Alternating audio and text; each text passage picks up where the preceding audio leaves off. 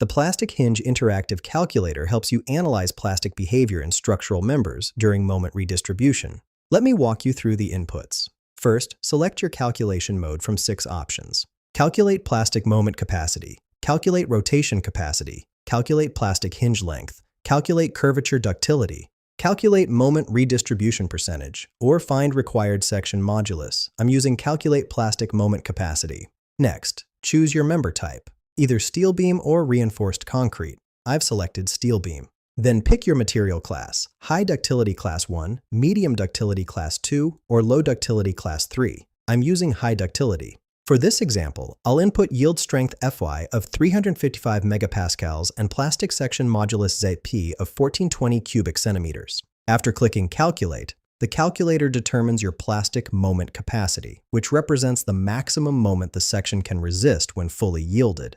This value is critical for plastic analysis and design, helping you verify if your section has adequate strength for moment redistribution.